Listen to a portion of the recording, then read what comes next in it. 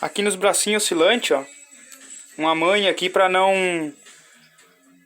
Pra eliminar alguma batida na vareta, tá? Porque esses motor vareta gostam de dar uma batidinha ou outra. E às vezes a gente troca tudo, troca comando, troca balancinho, troca eixo do balancinho, eixo do comando. E o barulho continua. Pode acontecer isso aqui, ó.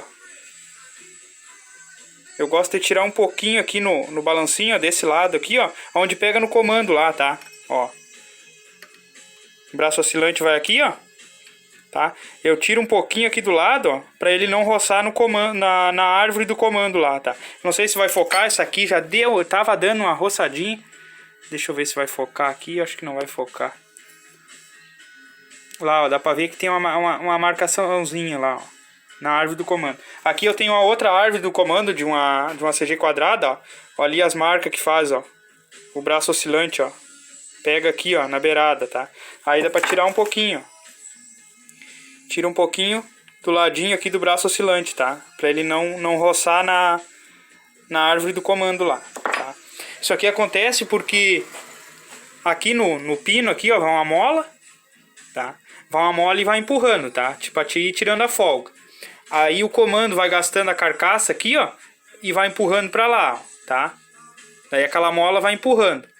Aí pode acontecer de já começar a roçar no bracinho oscilante, tá? Aí dá pra tirar um pouquinho aqui, ó. Tá? Se o caso for muito, daí só fazendo na carcaça lá, tá? Daí vai ter que soldar a carcaça, fazer alguma bucha lá pra voltar esse comando de novo, tá? Se o comando tá muito pra lá, não adianta. Aí vamos tirar vamos tirar material demais no bracinho. Isso aqui é coisa mínima, tá? É só pra quando tá dando aquela leve roçadinha. Quando tiver pegando demais, pessoal, aí o certo é voltar esse comando pra trás, por encher lá a carcaça, tá? Aqui também, ó, não esquecer dessa arruelinha de pressão, tá? De colocar lá, ó. E também dar uma pressãozinha nela, tá? Só dar uma torcidinha nela aqui, ó. Pra ela dar mais pressão nos bracinhos.